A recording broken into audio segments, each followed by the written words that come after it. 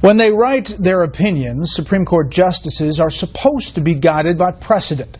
Ditto for U.S. senators when they vote on Supreme Court nominations. Tonight, our resident historian, Chief Washington correspondent James Rosen shows us there are lots of precedents for the nastiness we see in this process that governs how we live our lives. In all the acrimony surrounding the Supreme Court vacancy created by the death of Justice Antonin Scalia, I plan to fulfill my constitutional responsibilities to nominate a successor in due time. This nomination will be filled by the next president elected in November. You might wonder when exactly SCOTUS nominations grew so politicized. It is a high-tech lynching.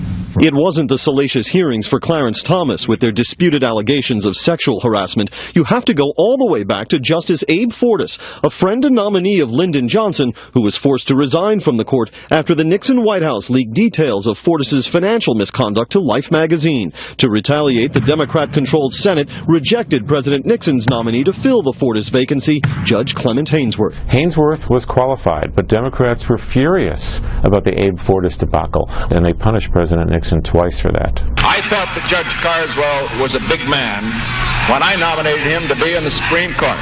The Senate swiftly rejected Nixon's second choice, Judge Harold Carswell, who had a record of racist statements. Finally, Nixon filled the vacancy with Judge Harry Blackmun, who would go on to author the majority opinion in Roe v. Wade. Robert Bork's America is a land in which women would be forced into back alley abortions.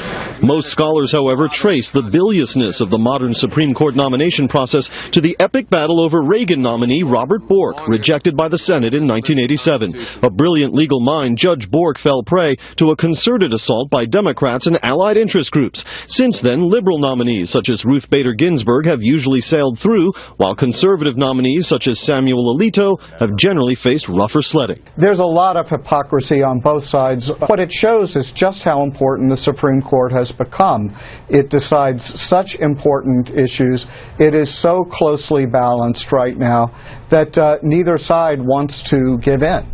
Since 1990, only two justices, Ruth Bader Ginsburg and David Souter, the George H.W. Bush nominee who joined the court's liberal bloc, have won 90 or more confirming votes in the Senate. In the 30 years before that, 5 justices won 90 or more confirming votes, and 3 ascended to the High Court on the basis of simple voice votes. Brett?